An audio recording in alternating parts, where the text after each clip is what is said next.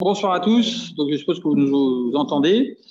Donc, ce jeudi soir, je suis avec Didier Crétenet, le maire de Saint-Genis-les-Olières, pour notre traditionnelle réunion publique du jeudi soir en ligne, en espérant qu'on pourra bientôt les refaire physiquement. Alors, tout le monde connaît désormais le principe. On est ensemble pour 1 heure pour échanger avec vous sur les questions qui concernent aussi bien la commune que l'État. Sachant que cet après-midi, on a eu la chance à Saint-Genis-les-Olières d'avoir des visites extrêmement denses entre le fort de Chapeauly, le pôle culturel, la médiathèque, les écoles. Vous avez des grands projets, d'ailleurs, peut-être que Didier, tu nous en diras un mot. Je vois qu'il y a encore pas mal de personnes qui se connectent. Donc, je propose de laisser la parole à Didier pour peut-être te présenter et dire un mot sur la commune de Saint-Genis-les-Olières, parce que tout le monde n'est pas forcément de la commune. Et puis ensuite, on pourra entamer les échanges avec les personnes qui sont connectées. Donc voilà, je te laisse la parole. Pas de souci. Bonsoir, donc Didier Crétenet, maire de Saint-Genis-les-Olières. Donc depuis 2014, Saint-Genis-les-Olières, commune de la métropole lyonnaise située à l'ouest, d'une superficie relativement réduite puisque c'est 375 hectares, mais dont 50% sont à vocation agricole et naturelle. On a l'habitude d'appeler notre commune une presqu'île puisqu'elle est entourée de 3 ruisseaux et un cadre environnemental très riche et qui est surtout recherché donc par ses habitants. Commune qui vient de grandir sur ces 10 dernières années, puisqu'on vient de passer officiellement au 1er janvier de cette année les 5000 habitants. Donc au prochain mandat, tu auras des élus municipaux en plus. 2 élus municipaux en plus, exactement. Donc cet après-midi, nous avons accueilli Thomas Gassillou pour lui faire découvrir notre belle commune, lui exprimer nos problématiques qu'on rencontre tous les jours actuellement. Le fort de Chapeauly, je pense que les Saint-Genois le connaissent. Pour ceux qui ne le connaissent pas, c'est un ancien fort de 1870 qui est propriété de l'État, mais qui aujourd'hui est à l'abandon, alors qu'il est situé dans un cadre environnemental qu'il faut remettre en œuvre. Et puis nos projets, pôle culturel de réhabilitation de notre médiathèque qui a maintenant 20 ans, et notre gros projet de mandat qui sera la création d'un nouveau restaurant scolaire et les créations de classes supplémentaires, puisque notre groupe scolaire est en pleine extension et pour tenir compte, bien sûr, de l'arrivée de nouveaux habitants sur notre commune. Donc, tu as grosso modo dans le rythme parfois une classe nouvelle tous les 2-3 ans. Tous les 2-3 ans, voilà. On disait que en 20 ans, tu as eu 10 nouvelles classes. 10 nouvelles classes en 20 ans et on est le plus grand en termes de superficie groupe scolaire du Rhône, puisque tous nos bâtiments sont de plein pied. Bon, en tout cas, beaucoup de sujets à Saint-Genis-les-Olières et une ville qui bouge et qui se préoccupe également des sujets de transition énergétique, puisque la médiathèque, c'est au cœur de vos préoccupations d'avoir une meilleure isolation. J'ai vu également que tu avais une voiture au gaz sur le parking. Voilà. Donc, il y a des projets vraiment dans tous les domaines. Et dans ton conseil municipal, tu as eu un fort taux de renouvellement 50%. 50%. Ouais. Okay. Alors, je vois que vous êtes déjà une bonne vingtaine à être connectés sur l'application et puis d'autres sur Facebook. Donc, si quelqu'un souhaite prendre la parole, il peut le faire tout simplement en activant son micro et en prenant la parole, ou en levant la main numériquement, ou en parlant sur le petit chat électronique. La première question est souvent la plus difficile, mais dès que la première arrive, les autres souvent suivent. Alors, je ne sais pas si quelqu'un qui est le premier à vouloir s'exprimer. N'hésitez pas. Je vois que Armory peut-être essaye de parler. Mais le micro, alors il faut bien penser à activer votre micro si vous souhaitez parler. Donc en bas à gauche de l'application, vous avez la possibilité d'activer votre micro si vous le souhaitez. Ça peut être une question aussi bien. Je veux bien commencer si vous voulez. Allez-y, si vous pouvez vous présenter déjà. Donc Michel Pépin, moi je suis de Saint-Genis-les-Olières et je suis particulièrement intéressé par les sujets de transition écologique et encore plus particulièrement par les questions de rénovation énergétique des bâtiments. Alors, je sais que c'est une thématique qui dépasse assez largement le champ de compétences municipal. Néanmoins, j'avais envie de poser une question à 2 volets et sur donc, ce sujet-là, en vous questionnant en particulier, M. Gassillou, vous voyez régulièrement toutes les communes, ou en tout cas vous avez déjà vu une bonne partie des communes de la circonscription, et ça m'intéresse de voir si dans votre expérience vous pouvez nous apporter des éléments de réflexion ou des suggestions à partir de ce que vous avez vu dans d'autres communes. Donc, les deux aspects que je voulais aborder, c'était d'une part la rénovation énergétique pour les particuliers donc qui souhaitent faire des chantiers de rénovation. Donc, un des points qu'on a discuté, je fais partie du comité consultatif développement durable et transition écologique.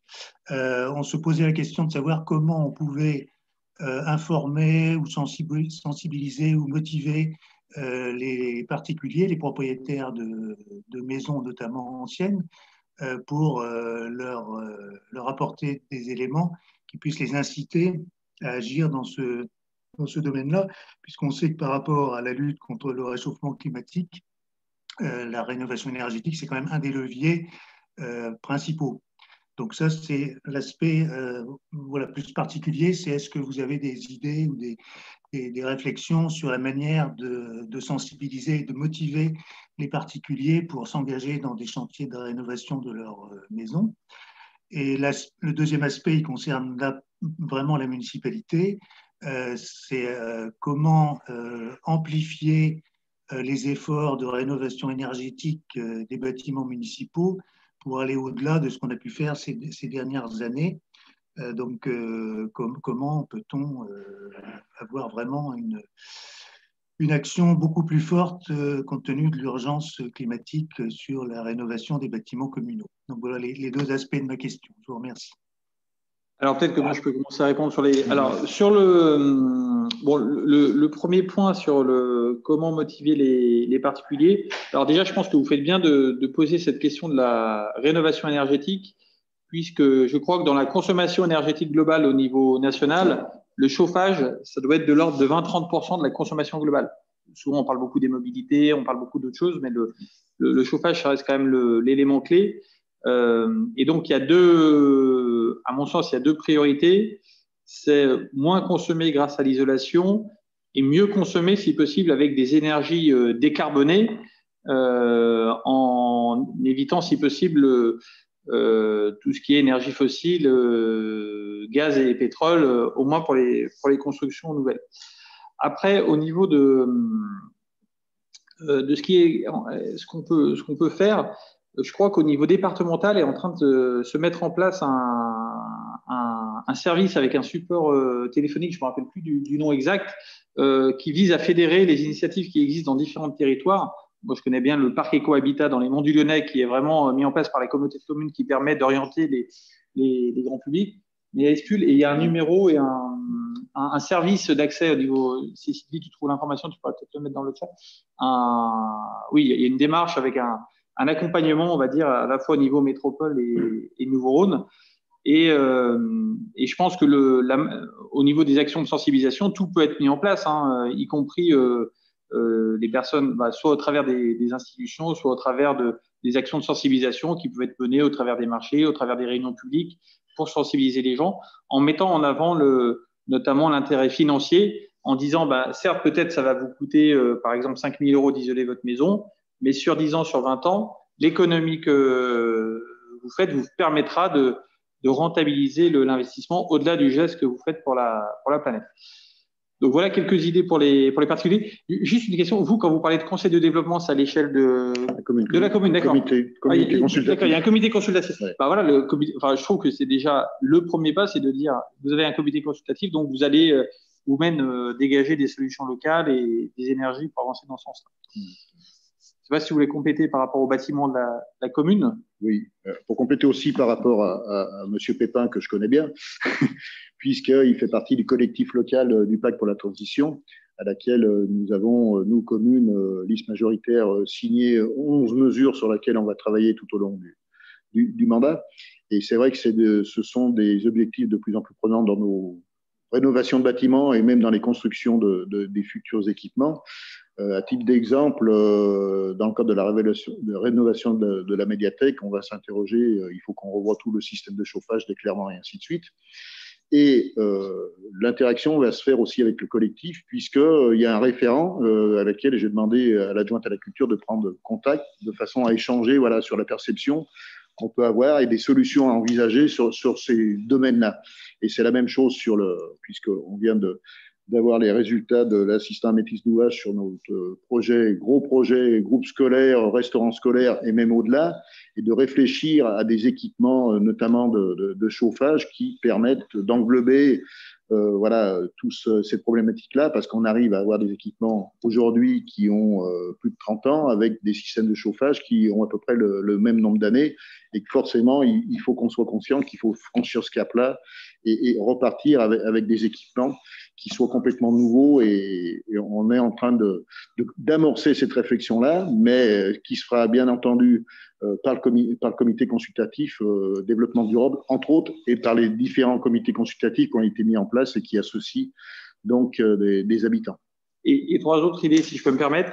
Sur les collectivités, il y a effectivement l'isolation, mais il y a aussi souvent les outils qui permettent de consommer au bon moment. Parce que ce qui vraiment est une passoire, c'est quand les gens peuvent appuyer sur le bouton, ils partent, ils continuent à laisser le chauffage à fond, notamment dans les salles.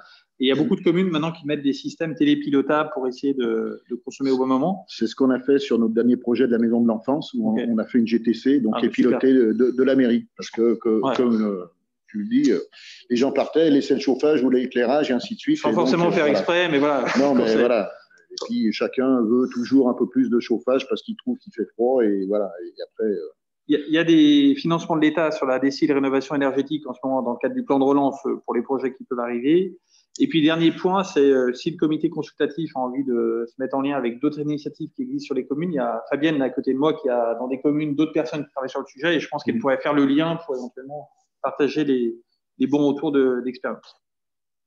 Voilà, Monsieur Pépin, je ne sais pas si ça vous convient. Non, je vous remercie. Bon, très bien, merci beaucoup pour votre question. Et n'hésitez pas à en reposer une autre si vous le souhaitez. Je vois qu'on a eu entre-temps alors des personnes. Alors oui, Sylvie qui nous indiquait sur le chat la plateforme Ecorénov mise en place par la métropole, qui peut être une piste. En fait, souvent dans ce domaine-là, il existe beaucoup d'initiatives, mais c'est toujours pareil, c'est le fait de regrouper les informations qui est important. Alors, je pense que c'est Monsieur ou Madame Burgos qui nous parlait de la rue Gaillet qui est actuellement bloquée suite à l'effondrement d'un mur. Ouais. Est-ce que je peux dans la suite de la remarque la précédente, je peux intervenir juste? Bien sûr. Vous pouvez vous présenter? Oui, pardon, Pierre Bresse. Dans la rénovation, c'est une chose, mais peut-être qu'il faudra être attentif aussi aux matériaux qu'on utilise, et notamment privilégier les matériaux biosourcés. J'ai constaté à mon corps défendant que d'abord, ils étaient plus chers que les matériaux type polystyrène, etc. Et là-dessus, alors ça s'adresse peut-être aussi aux députés, il pourrait peut-être y avoir un geste, ne serait-ce que symbolique, même un point de TVA symbolique sur des matériaux pour privilégier la fibre de bois, par exemple. Ça pourrait être très intéressant au niveau, parce que ce n'est pas le tout d'isoler, mais il faut isoler dans le respect et en pensant aussi au futur. Et puis j'avais une deuxième question, mais là, je pense que Mme Burgos est passée avant moi, donc je la poserai après. Sur les transports, là, c'est plus pour… Et en tout cas, vous avez, moi, simplement pour rebondir sur votre remarque, c'est effectivement, on est dans le cadre d'une transition et il y a besoin que les filières se mettent en place. Et c'est sûr qu'on n'a pas toujours les filières industrielles de production de matériel qui existent.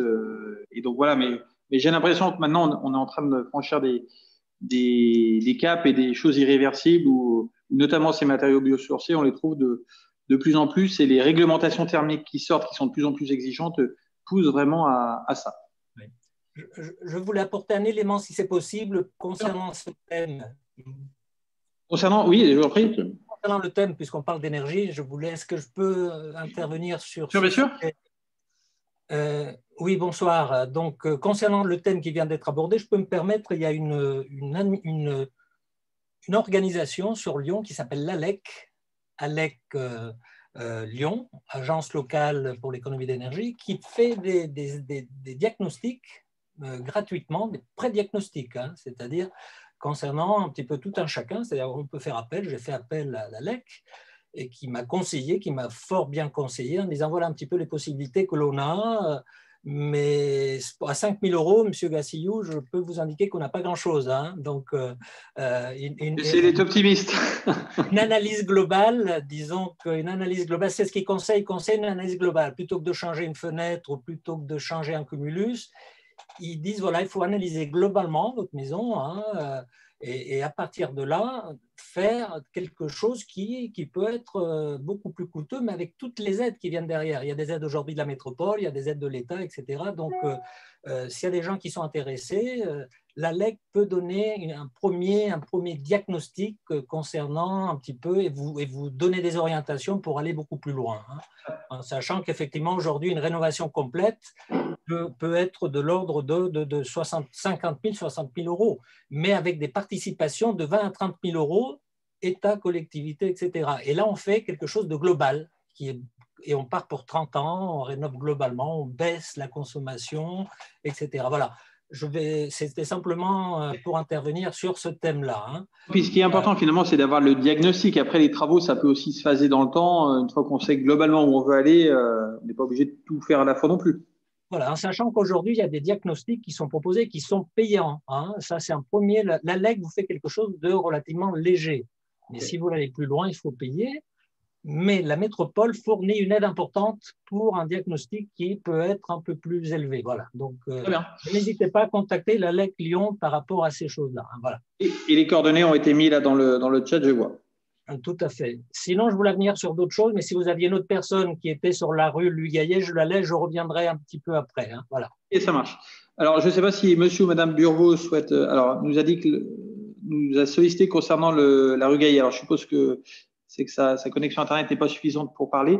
Alors, peut-être que Didier, tu voulais nous dire un mot concernant cette rue Gaillet. De la rue Gaillet, donc qui fait suite aux pluies diluviennes qu'on a connues le 10 et 11 mai, et donc l'effondrement d'un mur d'une propriété privée qui barre donc la rue Gaillet depuis maintenant 15 jours, et la problématique de la métropole qui a pris un arrêté donc de péril et de non-possibilité d'habiter cette maison-là pour la famille.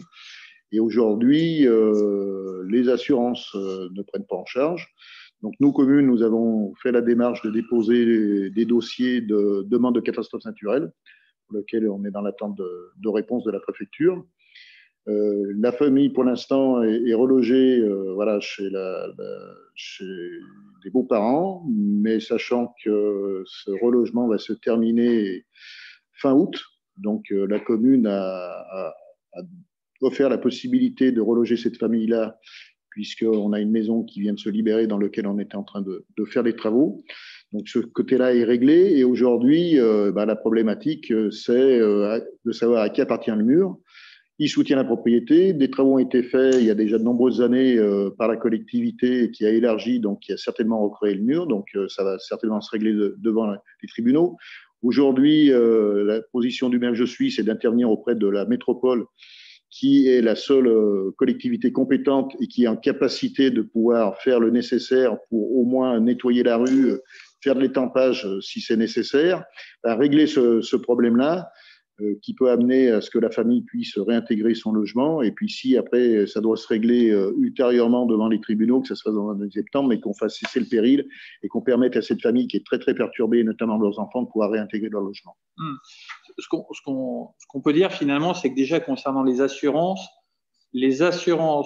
financent de tels sinistres s'il y a une reconnaissance de catastrophe naturelle. Sinon, c'est considéré comme un vieillissement naturel du mur en l'occurrence. Et c'est vrai que dans telle situation, là où la situation est un peu complexe, c'est que le droit n'est pas tout à fait clair, puisque en théorie, c'est bien celui qui a le terrain soutenu qui doit s'occuper du mur, mais en même temps, ce propriétaire peut montrer que le mur a été fait pour la route, etc. Donc tout n'est pas très clair. Moi, je vais quand même poser une question au gouvernement pour voir si on ne peut pas clarifier les choses, à minima pour que quand une personne achète un bien, elle ait bien conscience de tout ce qui va avec. Aujourd'hui, on a fait des diagnostics de performance énergétique, on a fait plein de choses, des diagnostics amiantes pour que quand on achète une maison, on soit bien au courant de tout ça. Je trouve que sur les murs porteurs, il y aurait peut-être un sujet, parce que moi-même, en tant que maire, j'ai été confronté au sujet plusieurs fois. Et je trouve que ce qui est le plus terrible dans la situation, c'est quand on ne sait pas, en fait. Parce que personne sait qui entretient, personne sait qui doit réparer, etc., etc. Donc, je ne sais pas si monsieur ou madame Bureau, ça vous convient comme réponse, ou si quelqu'un d'autre souhaite intervenir sur ce dossier qui concerne spécifiquement Saint-Gilles-les-Olières. Effectivement, j'ai la photo sur mon téléphone. Je ne sais pas si tout le monde a bien vu. La rue est totalement fermée. Et probablement, c'est la métropole qui engagera les. Enfin, la balle est un peu dans le camp de la métropole pour engager les travaux. Et ensuite, en fonction du règlement du litige, ça sera soit à la métropole de financer ou soit au propriétaire, si toutefois il était avéré que c'était son mur. Oui, je ne sais pas si je peux intervenir. Est-ce que vous pouvez vous présenter? Oui, alors moi je suis Amaury Gélusso, donc j'habite sur la commune depuis quelques temps maintenant. Je suis en fait, les propriétaires de cette maison, je les connais très bien, puisque la propriétaire fait de l'immobilier comme moi, et donc je lui transmettrai là, ce que vous venez de dire par rapport au dossier. Et puis, pour vous dire que quand je fais de l'immobilier, effectivement, je pense que ça serait quelque chose à voir, que quand on visite une maison, on n'est pas informé sur l'état du bâtiment, souvent, et des extérieurs. Et ça, c'est quelque chose, je trouve, qui manque, en fait. Hein. C'est-à-dire que vous, quand vous vendez une maison, vous vendez la maison sans forcément savoir si tel mur porteur fait partie de la propriété ou pas. Voilà, il y a des diagnostics à l'heure actuelle, mais il n'y a pas cette partie du bâtiment sur des choses quand même hyper importantes, quoi, les fondations. On ne fait pas d'études, hein, donc nous, en professionnels de l'immobilier, c'est vrai qu'on ne peut pas donner ces informations-là. Parce qu'effectivement, là, quand on voit que le coût des travaux, ça peut être 100 000, 200 000 euros, ça pèse lourd. Tout à fait. Et d'ailleurs, elle fait de l'immobilier, et quand elle a acheté sa maison, elle n'était pas. Elle m'a dit qu'elle n'était pas du tout au courant de tout ça. Bonsoir. Du coup, merci Amaury. Donc, je suis Chloé Jaïeb, la propriétaire du mur. Monsieur le maire nous connaît maintenant. Alors, ne dites pas la propriétaire du mur, parce que si jamais. Non, la propriétaire de la maison, on va dire, c'est mieux, effectivement. On vous remercie déjà d'aborder ce sujet-là, et puis les points que vous venez de dire, c'est bien parce que ça permet aussi de clarifier les choses auprès de la population et des habitants de Saint-Genis, qu'ils ne croient pas que, bien sûr que si on avait les moyens de gérer ça et que c'était simple, on aurait bien volontiers dégagé la route, et qu'on est bien conscient que ça pose problème. Comme le précise bien Amaury, effectivement, quand on a acheté cette maison, le mur n'est pas du tout stipulé sur notre titre de propriété. Il n'a jamais été question que ce soit le nôtre, donc on ne s'est jamais plus posé la question que ça. Sinon, on aura entamé des démarches pour savoir, mais pour nous, c'était clair. Mais c'est quand il y a un problème que ces sujets-là surviennent. Donc, effectivement, si au niveau de l'État, ça peut être éclairci, je pense que c'est une très bonne idée. Au niveau de l'assurance, pour vous tenir un petit peu informé, nous, on a quand même effectué des devis pour qu'ils se positionnent.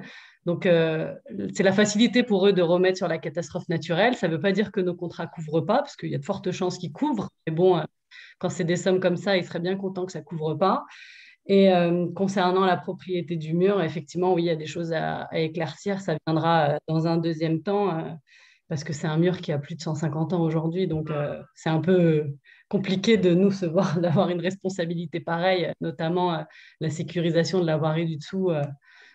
C'est des sujets qui sont très complexes. Mais en tout cas, on est bien accompagné par la mairie, et ça nous apporte déjà un soutien, et c'est déjà bien. Voilà. Déjà, en tout cas, bon courage pour la situation que vous vivez, parce que ça ne va pas être facile aussi pour vos enfants qui, du jour au lendemain, comme ça, la maison, c'est aussi un élément de sécurité pour chacun. Et quand on commence je veux dire, c'est important psychologiquement. Donc, déjà, bon courage dans cette étape, on va dire, qui ne doit pas être facile. Ensuite, d'un point de vue purement juridique, moi, malheureusement, sur un cas comme ça, on ne peut pas fixer de règles universelles qui permettraient d'indiquer chaque situation, parce que parfois le mur peut effectivement avoir été fait pour soutenir le terrain plus haut, et donc de fait être de responsabilité de celui qui est plus haut, et parfois le mur peut être fait pour élargir l'espace public qui est en dessous, et donc voilà. Et malheureusement, les cadastres ne sont pas assez précis. Donc moi, l'idée que j'ai en tête, c'est de voir si on ne pourrait pas, lors des acquisitions, préciser davantage les choses dans les actes notariés, de la même manière qu'on précise quand il y a des servitudes, des choses comme ça. Et bon, on ne résoudrait pas le problème, parce que peut-être que ça prendrait plusieurs dizaines d'années, mais au moins les propriétaires qui s'engageraient sauraient si, quand ils achètent une maison, quels sont les éléments d'ouvrage qui appartiennent ou pas à la maison. Et puis ensuite, ça fait varier le prix de la maison s'ils estiment qu'il y a un risque de dégradation ou pas.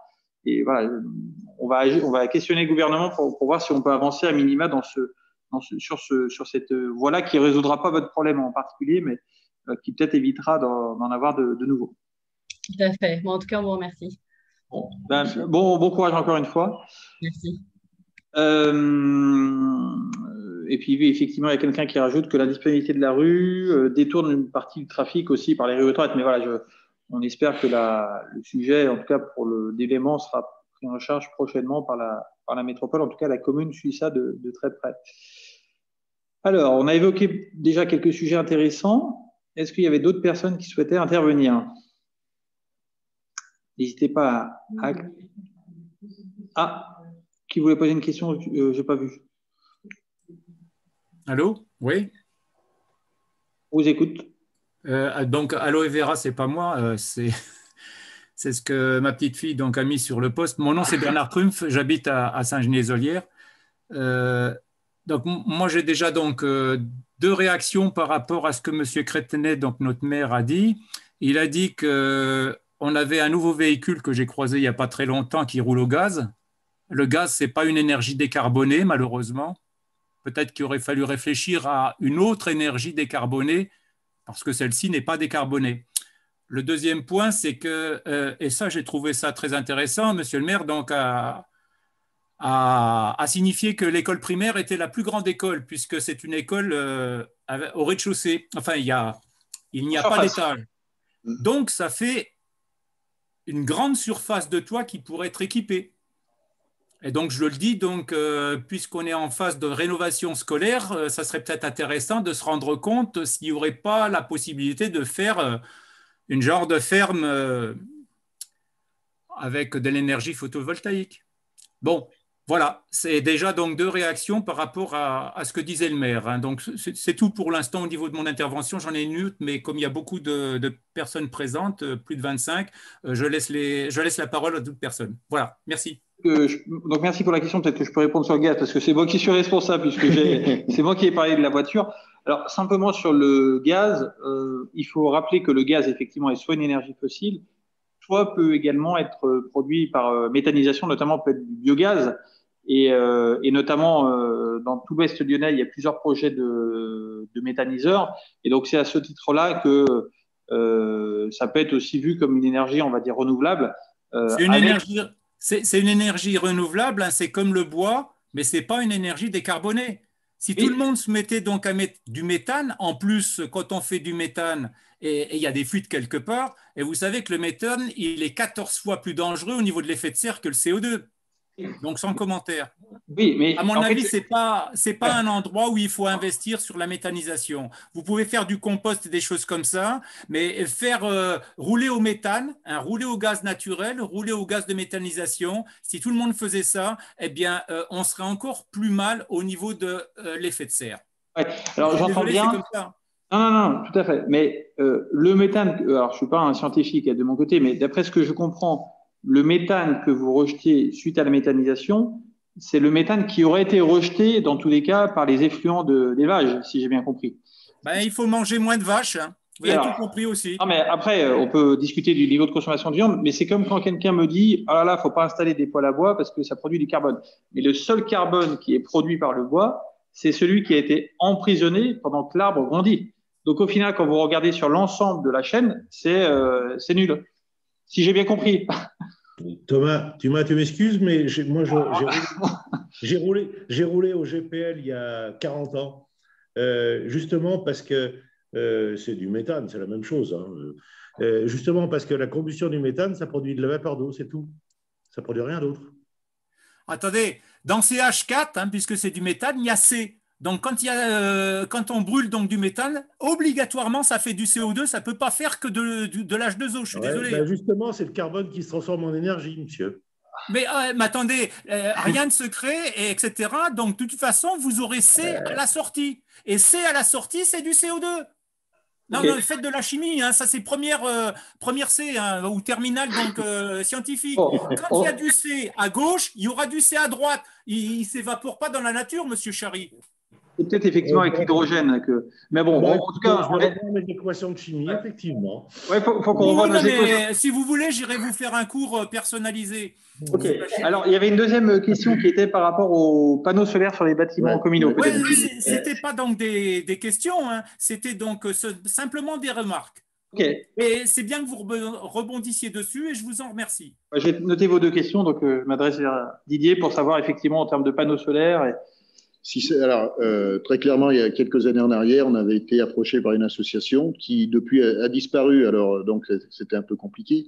Après, la problématique qui s'était posée et qui avait été évoquée en conseil municipal, c'était le problème d'assurance sur des bâtiments accueillant des enfants. Voilà. On n'avait pas été plus loin dans ce cadre-là. Aujourd'hui, comme je l'ai dit tout à l'heure, on est en pleine réflexion et la porte est toujours ouverte sur ces sujets-là. Oui. Et apparemment, donc, la législation a évolué parce qu'à Sainte-Consorce, sur l'école, il y a des panneaux solaires. D'accord. Mais je peux vous dire que... Il faudrait voir, peut-être se rapprocher de Sainte-Consorce, ça peut être intéressant. Monsieur Gassilou donc, est allé visiter à Sainte-Consorce l'école qui a été réhabilitée il n'y a pas très longtemps. Non, mais en tout cas, je peux vous dire que vous faites bien évoquer le sujet. Le sujet, on l'a même nous-mêmes évoqué tout à l'heure, tout de suite, quand on a parlé de rénovation, d'isolation. Donc, les élus ont bien ça en tête et voient si c'est possible techniquement. En tout cas, c'est le bon moment d'en parler dans le sens où le projet n'est pas encore lancé. Alors, merci pour ces deux sujets sur la transition énergétique et on va tous rebûcher nos livres de physique pour avoir les idées claires sur le biogaz.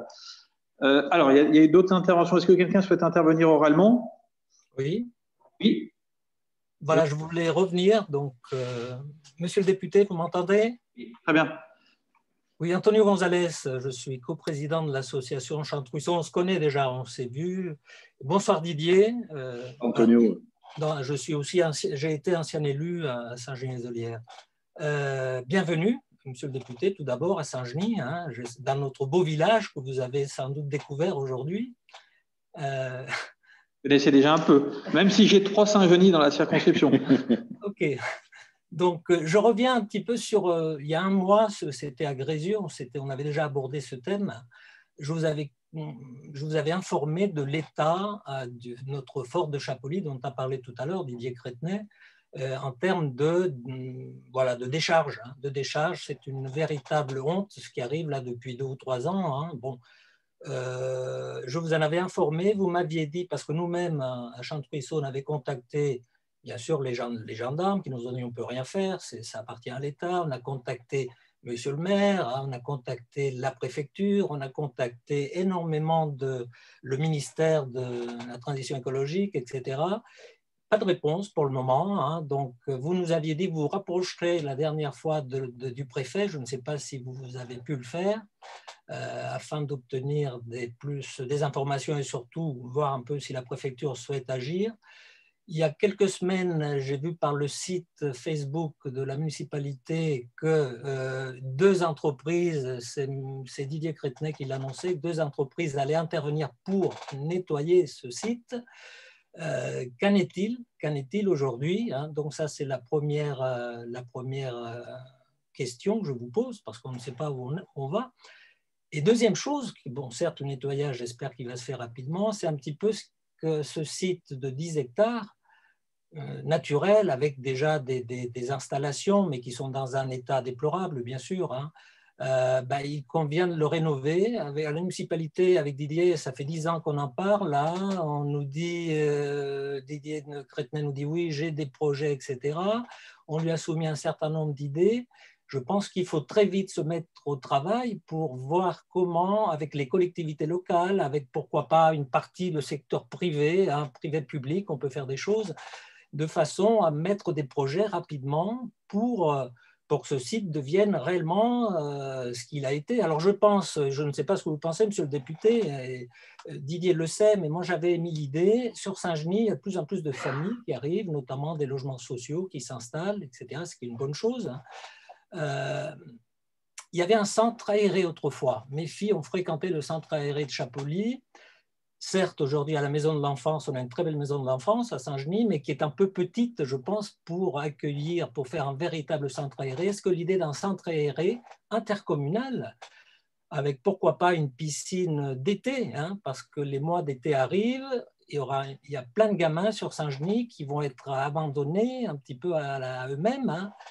Mais il faut que ce centre aéré, qu'une piscine locale, que des activités leur soient proposées localement. Et je pense que c'est un premier projet où, avec l'aide de l'État, et je pense que M. Gassillou, là, vous pourrez nous appuyer, pour que très rapidement, on crée déjà ce centre aéré pour accueillir nos jeunes enfants, adolescents de Saint-Genis qui en ont bien besoin et qui sont un peu désœuvrés. Voilà, c'est un petit peu les deux. Qu'est-ce qui se passe actuellement?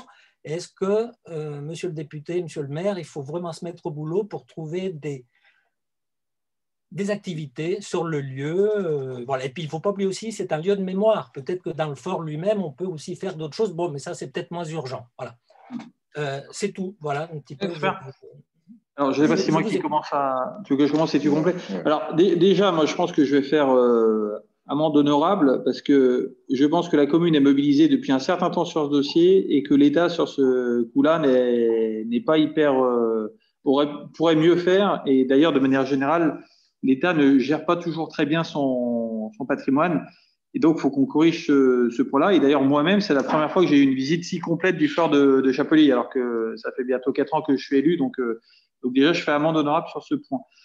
Dans les actions, effectivement, à court terme, il y a la question du nettoyage qui doit être là, sachant qu'on a déjà vu que une partie de l'herbe avait été coupée aujourd'hui, mais il y a du nettoyage supplémentaire à faire. Ensuite, ce qui me semble très important, c'est aujourd'hui d'avoir un projet sur ce site, c'est-à-dire de ne plus laisser traîner, d'une part pour stopper les nuisances qui peuvent exister, puisque quand vous laissez des bâtiments vides, forcément, c'est squatté, ça peut présenter des risques. Et d'autre part, surtout pour valoriser les 9 hectares à proximité de la métropole. Il y a vraiment des choses, je pense, très importantes à faire, donc qui sont à définir, on va dire, par l'ensemble des partenaires qui peuvent être impliqués, hein, que ce soit en termes d'usage agricole, de logement, d'usage touristique ou différents projets publics ou privés. Et donc, je pense que c'est le bon moment de le faire dans le sens où on a maintenant un exécutif métropolitain municipaux qui sont installés, on sort de la crise sanitaire et donc je pense qu'on peut dire ce soir que avec la commune, on va s'adresser au préfet pour essayer de mettre en place, enfin de lancer la dynamique et je pense que la commune souhaite avancer dans ce sens-là. Mais peut-être, Didier, tu peux nous dire… Oui, relancer même la dynamique, parce que comme l'a dit Antonio González, ça fait 10 ans qu'on essaye de travailler avec les représentants de l'État sans aboutir, pour diverses raisons. Aujourd'hui, on nous répond toujours, acheter le site, c'est 4,5 millions en l'État. On sait très bien que nous, communes, on n'a pas les capacités, et encore moins dans l'État, parce qu'il faudra au moins rajouter, sinon le double, pour pouvoir détruire les bâtiments et régler le problème de pollution. Sur le nettoyage, j'ai rencontré pas plus tard que la semaine dernière dans une réunion, mais dans un autre cadre, le préfet à la sécurité et à la défense, Thierry Suquet, avec qui j'ai évoqué donc le site de Chapelly. Donc le nettoyage va bien se faire. Comme toute collectivité, l'État a des procédures pour désigner les entreprises. Ça a pris un petit peu plus de temps, mais tout devrait être réglé avant l'été. Et après, j'ai bien sûr réévoqué le devenir du site, à laquelle il attend qu'on réagisse, mais que je pense qu'il faut mettre d'autres acteurs autour de la table, que ce soit la métropole, que ce soit même la région, de façon à pouvoir avancer concrètement sur ce projet-là. Bien sûr, mais est-ce que Didier, on peut espérer en 2022 un véritable centre aéré pour accueillir les jeunes du village? Donc, il faut se mettre au boulot assez vite. Alors, Antonio, au boulot, j'y suis tous les jours. Quand en face de toi, tu as une porte complètement fermée, quel que soit le projet, c'est difficile de pouvoir l'ouvrir. Que ce soit un centre aéré, et puis aujourd'hui, très, très honnêtement, même s'il y a un nettoyage qui se fait de tout ce qui a été entreposé, déposé, je pense que malheureusement, tant que la problématique bâtiment, pollution et ainsi de suite ne sera pas réglée, je pense qu'en 2022, ça ne sera pas réglé, je me vois mal aller imposer un projet de centre aéré avec des enfants sur ce site-là. Donc, il y a le plus important aujourd'hui, effectivement, enfin, moi je soutiens totalement le maire sur le fait que l'État aujourd'hui n'a pas été au rendez-vous sur ce projet. Donc la commune a beau se débattre, l'État c'est le propriétaire. Donc et donc le premier point, c'est de vraiment se mobiliser pour convaincre l'État, d'une part du fait des nuisances qui existent, en disant que dans tous les cas, ces bâtiments, aucun n'est récupérable. Donc s'il faut les démolir, autant les démolir tout de suite et qu'on peut derrière fonder un bon projet qui correspond en plus aux objectifs de politique publique qu'on a par ailleurs. Par exemple, en termes de résilience alimentaire, compte tenu d'une partie des surfaces qui pourraient être en mode agricole à proximité des bassins de consommation, peut-être en termes de logement. Enfin, la commune ne manque pas d'idées, y compris au niveau touristique, sur ce qui peut être fait sur ce site. Et ces 9 hectares, c'est un vrai trésor sur une zone, on va dire, telle qu'elle est à proximité de la métropole. Donc, voilà. On va tâcher de faire avancer des choses à minima pour avancer sur la requalification du site, en tout cas pousser à l'État pour avancer dans ce sens-là. Voilà, et voilà, donc j'espère qu'on pourra en reparler prochainement. Je vois qu'il y a eu pas mal de messages de soutien de la famille là, qui est concernée par l'effondrement du mur. Donc voilà, donc merci à tous pour vos soutiens concernant la famille, effectivement, ça ne doit vraiment pas être simple. Est-ce que quelqu'un souhaite intervenir oralement en activant son micro? Alors Élise Michalet a levé la main, je vois. Élise. Bonjour. Bonsoir. Bonsoir. Donc, bonsoir Thomas et bonsoir Didier.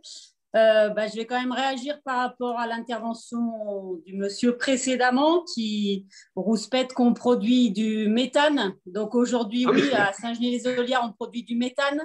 Mais par contre, les prairies naturelles qui entourent la commune sont de réels réservoirs biodiversité. Donc ça, il ne faudrait peut-être pas qu'ils l'oublient. Aujourd'hui, je pense que si la commune n'avait peut-être pas pollué plus ici qu'ailleurs, et qu'elle est très belle parce qu'il y a des animaux qui pâturent et qui entretiennent tout ce beau paysage, parce que si on enlève les animaux et qu'on met que des chevaux, je pense que la commune sera d'une autre envergure d'ici peu. Voilà. Donc, sachez que nous souhaitons continuer à faire de l'élevage à Saint-Genis-les-Olières, qu'on a 2 enfants à installer qui ont 20 ans, qui souhaitent s'installer ici, qui croient à l'avenir de l'élevage. Et j'espère bien les encourager, parce que je ne suis pas là pour les décourager, mais je suis là pour installer et nourrir la population demain. Une question pour M. Gassiou, donc sur le plan de relance face au Covid. C'est vraiment, aujourd'hui, ça a été déplorable sur le plan de relance protéines végétales.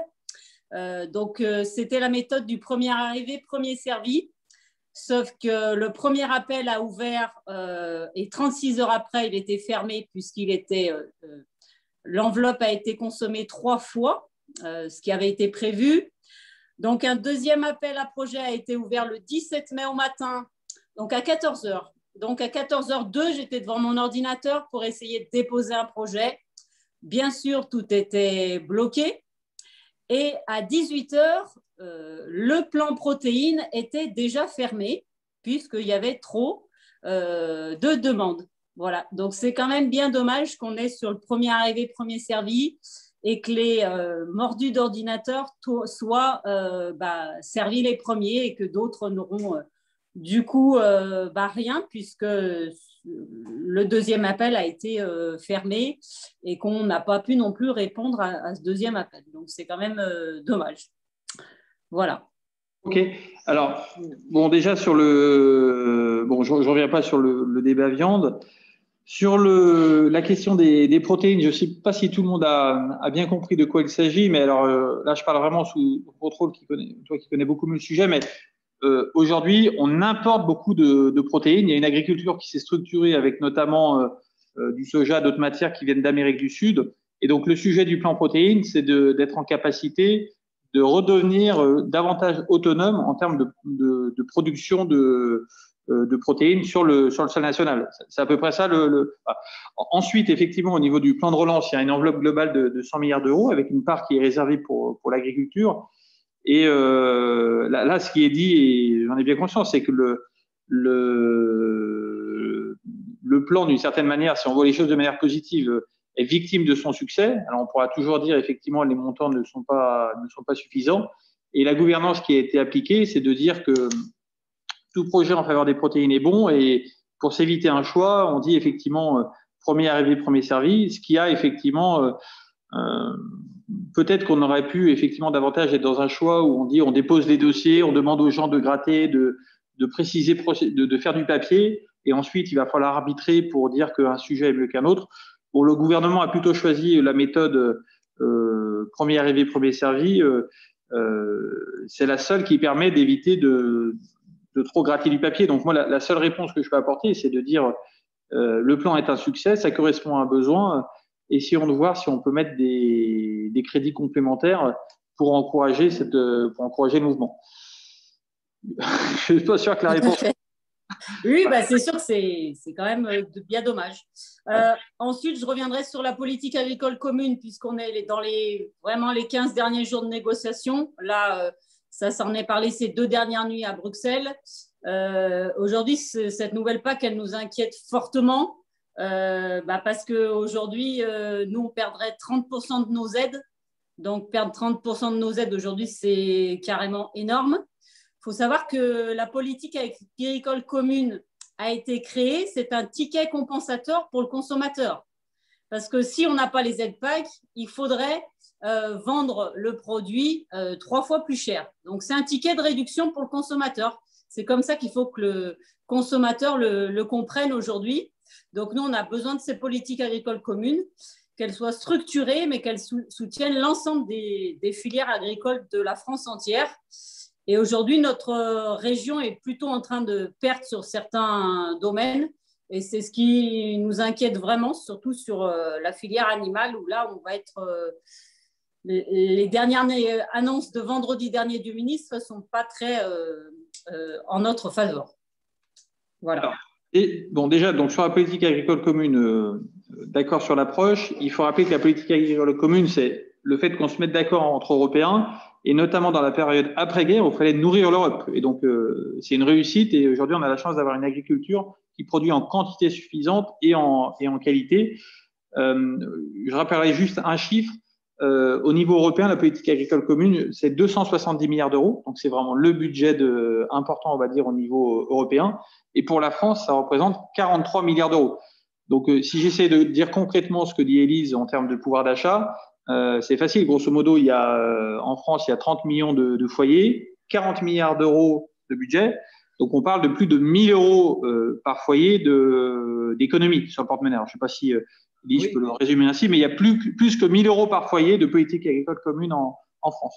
Oui, mais ensuite, M. Gassillou, cette aide va essentiellement aux gros exploitants. C'est-à-dire, Élise a tout à fait raison, les petits exploitants reçoivent de moins en moins.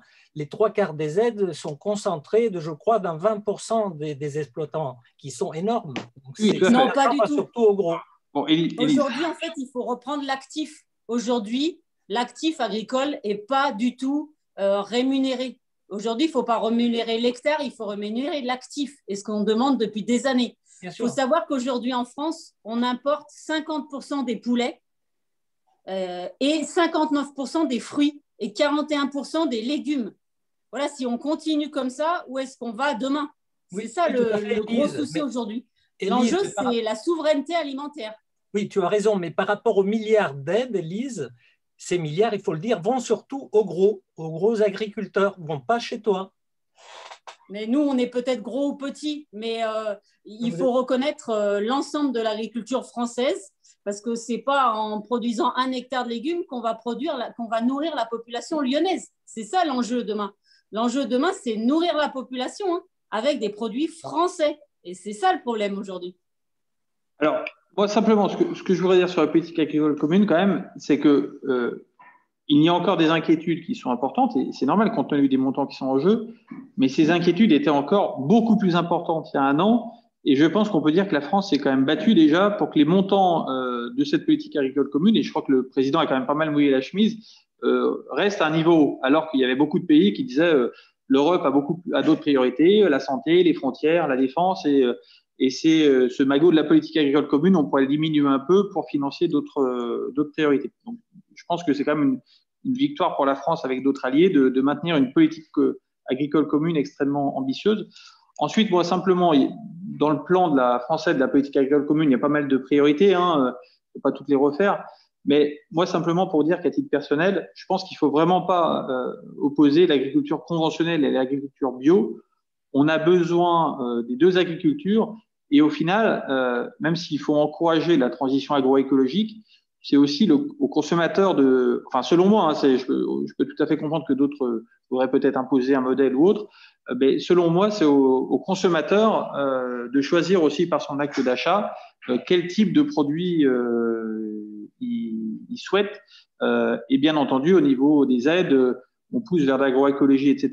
Mais je ne pense pas qu'il faut tomber dans l'illusion qu'on pourra tout de suite tout faire en bio. On a besoin de tout type d'agriculture. Voilà. Et bon, voilà. Donc, on pourrait parler de la PAC pendant très longtemps parce que c'est vraiment un sujet qui est passionnant et extrêmement important pour les territoires. Je ne sais pas si quelqu'un veut rajouter quelque chose à ce sujet-là. J'en profite pendant qu'Élise est là. J'ai répondu ce matin sur une question qui m'était posée concernant le lait de montagne, où il y avait également des inquiétudes.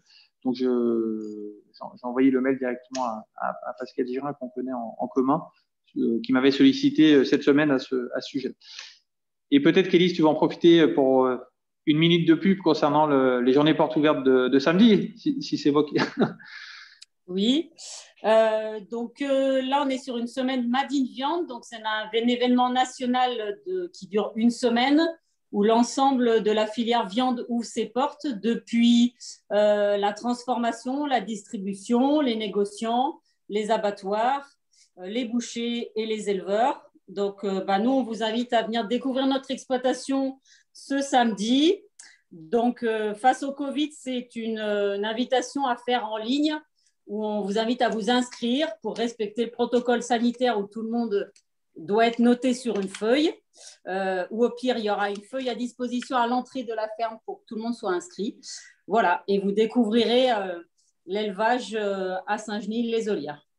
Et peut-être que Sylvie ou toi, vous pouvez mettre le lien d'inscription sur le chat pour les personnes qui veulent y participer. Ok, merci beaucoup pour ces échanges, en tout cas sur l'agriculture, et bon courage pour réinventer toujours l'agriculture de demain. En fait, ce qu'on ne se rend pas compte, je trouve, c'est à quel point l'agriculture est tout le temps en mutation sans cesse pour répondre aux exigences de plus en plus importantes des gens, avec un prix malheureusement qui suit pas toujours. Hein. Quand on regarde le litre de lait aujourd'hui, le litre de lait il y a 30-40 ans, tout est devenu beaucoup plus cher, mais le litre de lait, il est quasiment au même prix. Donc voilà, bon courage. Et donc à samedi, j'espère. Est-ce qu'il y avait d'autres personnes qui souhaitaient intervenir? Je vois qu'il nous reste quelques minutes. Anne-Sophie Dubois souhaite intervenir. Anne-Sophie, vous pouvez activer votre… Oui, bonjour. En fait, donc, c'est le compte de ma femme. Anne-Sophie. C'est ma femme. Moi, je me présente, je suis Toufic El Mouamri. Donc, on habite en fait sur Saint-Genis-les-Olières depuis à peu près 2 ans et demi.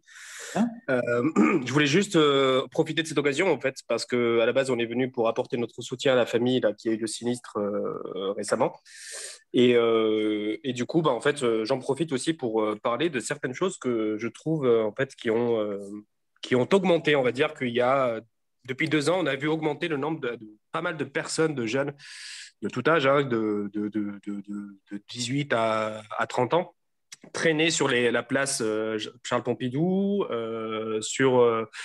vraiment aux alentours en fait. Et moi, je m'en fous en fait. Enfin, je veux dire, en fait, ça me dérange pas du tout que des jeunes traînent ensemble, qui discutent entre eux, etc., etc. Là, le problème, c'est qu'en fait, ces jeunes-là, il y a beaucoup de rodéos urbains motorisés, ils fument beaucoup de cannabis, ils fument souvent du cannabis. Sur la place, pas mal de fois, on a eu l'occasion de voir ces jeunes se trimballer torse nu, là où il y a la présence d'enfants, de personnes qui viennent juste se poser simplement. Et moi, ce qui m'inquiète, en fait, c'est que ce phénomène, en fait, est en train de prendre de l'ampleur. Et je voudrais savoir, parce que la gendarmerie, j'ai vu la gendarmerie intervenir régulièrement ces derniers temps, mais elle ne peut pas être présente et on ne peut pas monopoliser la gendarmerie H24 sur ces nuisances. C'est juste pour savoir, est-ce que, compte tenu du contexte sanitaire, compte tenu des proportions que ça peut prendre ce genre de nuisance, en fait, si on le laisse s'installer, est-ce que la commune compte faire quelque chose pour essayer de rétablir un peu la tranquillité urbaine, on va dire? Oui, oui, oui, je vais commencer. Non, il n'y a pas de souci là-dessus. Non, mais je rejoins votre constat, malheureusement, mais je pense que c'est un constat qu'on connaît maintenant sur bon nombre de communes de la métropole lyonnaise. Tout à fait, ouais. Vous avez cité la place Pompidou, vous avez cité la place Charles de Gaulle, encore des événements cette nuit dans un quartier où on ne sait pas si ça a été un feu d'artifice ou des mortiers, voilà, toutes les heures. Aujourd'hui, comme vous le dites, nous, le réflexe, c'est de dire aux habitants, faites le 17 pour que les gendarmes interviennent. Alors après, voilà, après, il y a un nouveau dispositif qui permet aux gendarmes d'intervenir, plus précisément sur les communes. Mais bon, après, la problématique, elle est que quand les gendarmes arrivent, ces jeunes, ils s'en vont. Et aujourd'hui, on a une deuxième problématique, c'est que l'autorité, je dirais, de la gendarmerie ou de la police municipale n'est plus reconnue. Et on a ils ont affaire en face d'eux à des jeunes qui sont de plus en plus violents, qui n'ont plus aucun respect. Alors, je connais bien, hein, je me permets, parce que je vous le dis, je suis fonctionnaire de police à Lyon, en fait. Et donc, je connais très bien. C'est pour ça que je vous fais part de mon inquiétude, parce que nous, quand on est venu habiter là, en fait, c'était vraiment calme, c'était agréable. Hein. Et en fait, je connais le fonctionnement de ce genre de fait, et ça ne va jamais en s'améliorant, parce que, en fait, même si effectivement, je sais très bien de quoi vous parlez par rapport à la reconnaissance de la police municipale, de la gendarmerie, etc., mais toutefois, des personnes qui veulent fumer du cannabis, par expérience, au bout d'un moment, en fait, à force de rencontrer souvent les forces de l'ordre, au bout d'un moment, elles finissent par partir ailleurs. Donc, c'est pour ça que je pense qu'il faut quand même persévérer là-dessus, et c'est vraiment pas non plus dans le répressif, mais juste de la présence, en fait. Parfois, la présence suffit, parce qu'on les voit se déporter d'endroit en endroit, de bâtiment à bâtiment. Donc, si déjà il y a ce fait-là, c'est qu'effectivement, ça a quand même des effets. Mais je pense que, il y a un double effet aussi avec la vidéosurveillance qui déplace les problèmes, on en est bien conscient. Aujourd'hui, la problématique qu'on a, c'est quelques, je dirais, jeunes Saint-Genois qui attirent de beaucoup d'autres communes, puisque c'est par les rapports de gendarmerie qu'on sait, puisque ces jeunes sont contrôlés, et on s'aperçoit qu'à 95%, ils ne sont pas de la commune. Alors, ils viennent sur la commune parce qu'ils pensant peut-être être plus tranquilles que sur d'autres communes. Aujourd'hui, on met tout ce qui est en œuvre pour essayer de mettre fin à tout ça. Quand je dis il ne faut pas hésiter à faire le 17, parce que la problématique, elle est là aussi, c'est que beaucoup d'habitants viennent nous voir le lendemain des faits ou des incivilités de la veille en police municipale en disant il s'est passé ça, mais ils n'ont pas fait le 17, donc il n'y a pas de présence de gendarmes, il n'y a pas… Voilà. Et aujourd'hui, on est confronté à ça. Aujourd'hui, la présence, elle ne peut avoir lieu que dès lors qu'il y ait cette information qui passe. Aujourd'hui, sur la police municipale, ce sont des agents fonctionnaires territoriaux. Donc, ils sont là en journée, ils sont 2. En toute transparence, on envisage d'en recruter un 3e pour l'année prochaine, mais c'est vrai que ce n'est pas au niveau des effectifs locaux qu'on va arriver à régler quoi que ce soit. Aujourd'hui, on dépend de la gendarmerie de Francheville, qui intervient sur Craponne, Francheville et Saint-Gilles-de-Lière, avec 27 fonctionnaires de gendarmerie qui ne sont pas forcément non plus, je dirais, en effectif constant. Donc, c'est toute la problématique. Mais le message qu'il faut surtout faire passer, c'est de ne pas hésiter quand même à faire appel. C'est-à-dire que c'est pas le lendemain qu'il faut venir nous prévenir parce que ça ne sert plus à rien. Ouais. Non, mais je suis d'accord avec vous sur le fait des effectifs. C'est ce qu'on dit à nos voisins. Parce qu'on a déjà appelé les gendarmeries et j'ai déjà discuté pas mal de fois avec eux, mais c'est vrai que moi, voilà, c'est vraiment mon inquiétude parce que je vois le nombre de regroupements qui augmente. Et puis l'odeur du stup qui augmente aussi avec. Donc voilà. Oui, non, mais on a le même constat. On a le même constat de la part des gendarmes. Alors, pour rien vous cacher, il y a 10-15 ans en arrière, et je parle sous le contrôle d'Antonio Gonzalez, qui était aussi élu, on a eu des gros soucis sur la place Pompidou qu'on a réussi à résoudre par de la présence des gendarmes et ainsi de suite. Donc, on va continuer ce chemin-là, même si ce n'est pas évident, parce que, comme je l'ai dit tout à l'heure, le respect des forces de l'ordre n'est plus forcément au rendez-vous non plus. Donc, effectivement, occuper le terrain en permanence pour le tenir et pas le laisser. Et puis, bon, au niveau national, il y a comme vous savez, le recrutement de 10 000 policiers gendarmes qui a été décidé. Alors, Moi, j'ai suivi comment ils se déclinaient, on va dire, dans les territoires plus ruraux, dans la gendarmerie, où des effectifs sont arrivés.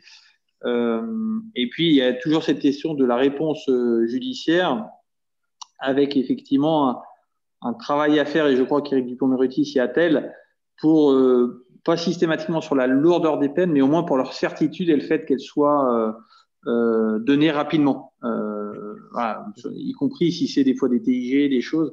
Mais effectivement, aujourd'hui, il y a une incertitude sur le fait, est-ce que dans tous les cas, même si je suis arrêté, est-ce que je vais avoir une peine ou pas? Et donc, je pense que là-dessus, la certitude de la peine et sa rapidité doit être un élément sur lequel on doit travailler. Je suis d'accord avec vous là-dessus. De toute façon, on l'a vu sur Lyon concernant les rodéos motorisés urbains. Voilà, de toute façon, l'actualité a fait pareil d'elle. Et puis, la justice a suivi. Hein. Aujourd'hui, quand il y a des rodéos qui sont constatés en réunion ou même seuls, hein, en général, la réponse pénale elle est directe. C'est un déferrement au lendemain. Donc voilà. Et merci de le dire sur les rodéos, parce qu'effectivement, il y a eu des consignes qui ont été données dans ce sens-là. Et parfois, sur les rodéos, il y a quelque chose que les gens ne comprennent pas. C'est pourquoi, des fois, il y a une sorte de laisser faire. Mais là, je parle sur votre contrôle. C'est une volonté dans la doctrine de ne pas intervenir pour pas de créer de suraccidents, mais bien, par contre, qu'il y ait des enquêtes. Parce qu'on voit des fois les anglo-saxons, eux, ils ont parfois une doctrine un peu différente où ils n'hésitent pas à davantage, on va dire, j'allais dire s'interposer physiquement, mais avec les risques, on va dire, que ça peut comporter.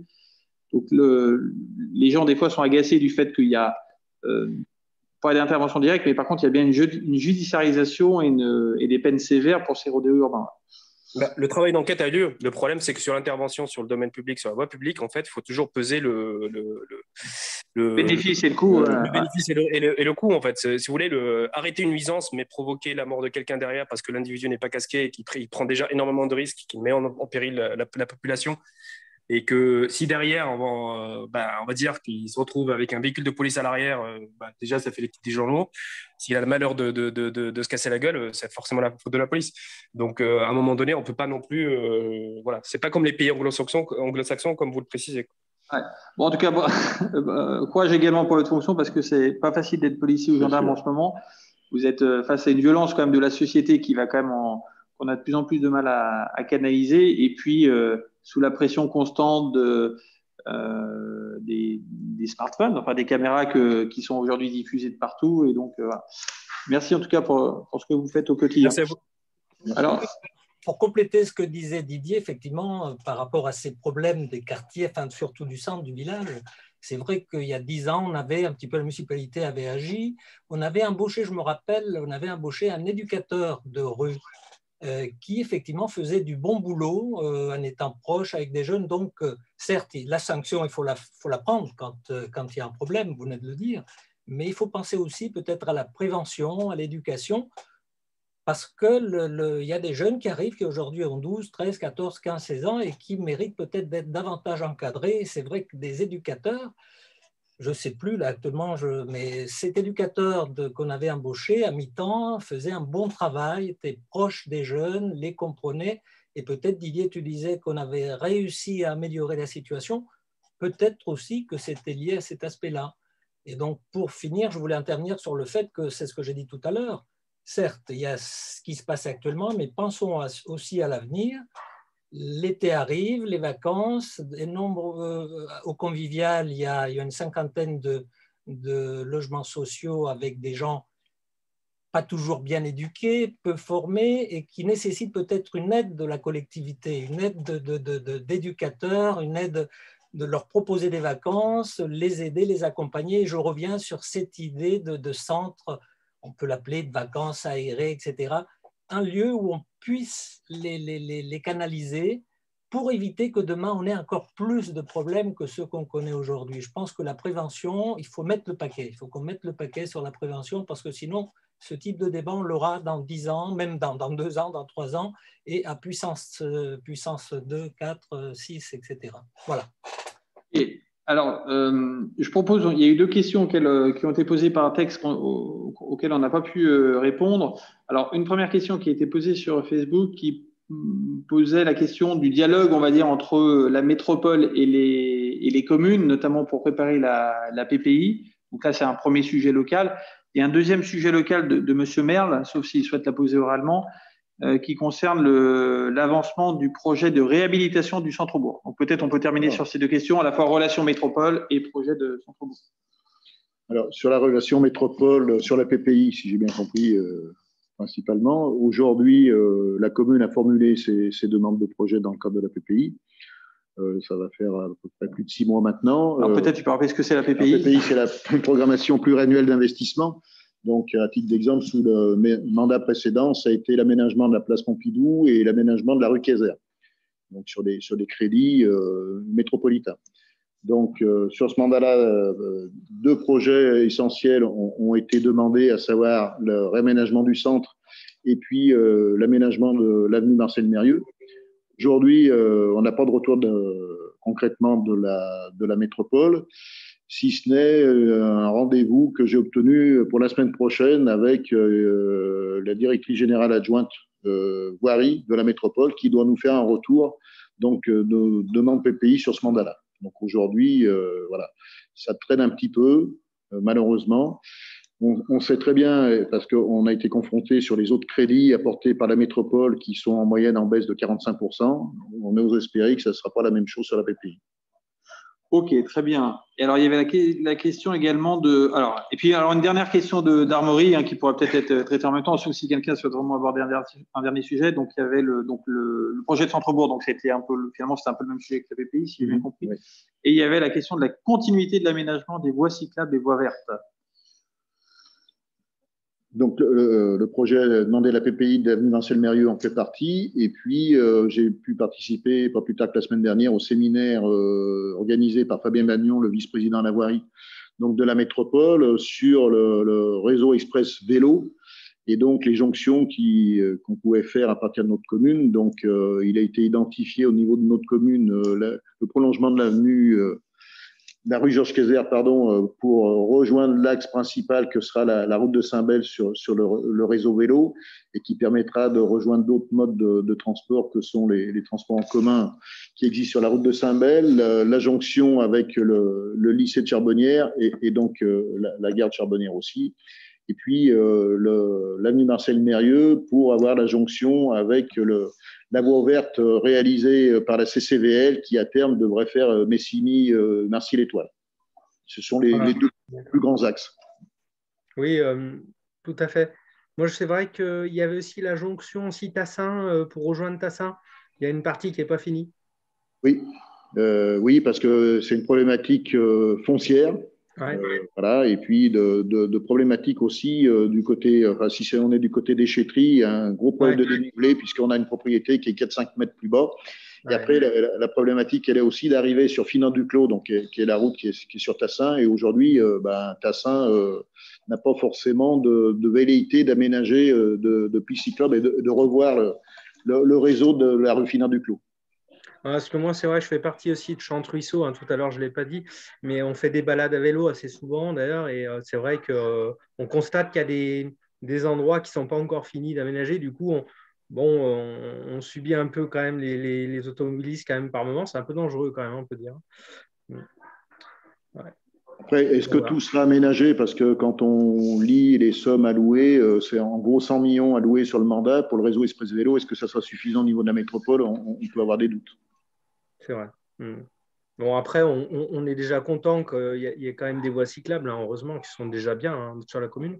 Et puis, effectivement, la voie verte qui relie Grézieux-la-Varenne en vélo, la voie cyclable, elle est déjà très bien. Mais alors, le début, on est obligé de prendre l'avenue Marcel Mérieux, qui est quand même hyper passagère et qui est avec des enfants, par exemple. Moi, je ne le fais pas parce que c'est trop dangereux. Ouais. C'est pour ça qu'on a demandé cet axe-là en PPI et on espère bien l'obtenir de façon que les aménagements se fassent sur ce mandat-là. Super, merci beaucoup. Ok, écoutez, sauf s'il y a une… Attendez, monsieur le maire, s'il vous plaît, vous avez évoqué donc le centre-bourg. Est-ce que dans le centre-bourg, est-ce qu'il y aura quelque chose qui est prévu donc, pour une maison des seniors? Parce que ça, vous l'avez mis donc, dans votre plaquette, etc. Donc, avant les élections municipales. Et puis, dans ce que vous appelez donc la feuille de mission de l'équipe municipale, on ne voit plus réapparaître la maison des seniors. Alors, c'est une erreur si elle n'y est plus, puisque aujourd'hui, à l'instruction, il y a un permis de construire pour développer des logements d'accession. Et dans ce programme-là, il y aura une résidence senior. Et est-ce que c'est lié au fait aussi que cette résidence, voire d'autres dans le centre-bourg, permettra de contribuer donc à diminuer donc ce que j'appelle l'amende SRU qui va se monter à environ 200 000 € cette année? Exactement. Ça va y participer. Et dans combien de temps, donc, vous pensez au niveau de l'équipe municipale et de la municipalité que les 240 logements SRU, enfin, le déficit par rapport aux logements sociaux sera comblé? Plus on avance, plus les questions sont dures, là. Oui, non, non, c'est lié, tout est lié à la même chose, hein, finalement. Bien sûr, ok, bon, je vous propose de terminer peut-être sur ce sujet. Oui. N'importe quoi, on a toujours l'objectif fixé par la loi qui est de 2025. Très honnêtement, ça sera très compliqué d'y arriver. Aujourd'hui, on est sur une problématique de mixité sociale, c'est-à-dire qu'on est à 30% de logements aidés dans chaque programme. C'est-à-dire que si sur un programme de 200, on va faire 30 logements aidés, on en fait 70 en accession et qui recrée de la demande de logements aidés forcément. Jusqu'à 2017, la commune a toujours rempli ses objectifs triennaux, puisque même sur le dernier qui était 2014-2017, on a produit 134% de notre objectif. Aujourd'hui, on a été mis en carence, puisque sur le dernier programme triennal, on attendait l'approbation du PLUH pour pouvoir amorcer de nouveaux programmes qui vont tenir compte du développement donc, du logement aidé. Donc voilà, on a toujours participé aussi aux subventions d'équilibre demandées par les bailleurs sociaux. Et aujourd'hui, malheureusement, on prend plein fouet le triplement de nos pénalités. Ok. Donc, écoutez, sauf s'il y a vraiment une dernière question. Ça va avancer. Ok, merci. Ça avance bien, ouais, effectivement, et on en a aussi parlé cet après-midi. En tout cas, je vous remercie tous pour votre participation. Là. Vous êtes encore une vingtaine à être connectés sur l'application, plus pas mal également sur Facebook. Merci en tout cas pour vous êtes prêtés à cet exercice, on va dire, de réunion publique en ligne. J'espère qu'on pourra prochainement refaire des réunions publiques physiques. Merci également au maire et à toute son équipe pour tout l'accueil très sympathique toute la journée. Et puis, bravo pour tous les projets municipaux que vous avez entre le temps où vous y mettez de l'énergie et les temps où ça se voit par les citoyens. Des fois, il se passe plusieurs années. Moi, pour ma part, je retiens vraiment le projet du fort de Chapelly où on va essayer de secouer ensemble et de faire avancer ce projet auprès des représentants de l'État. Ça sera, en tout cas pour moi, un point sur lequel je vais vraiment me mettre au service de la commune. Et puis voilà, je te propose, Didier, de peut-être dire le mot de la fin. Le mot de la fin, sans problème.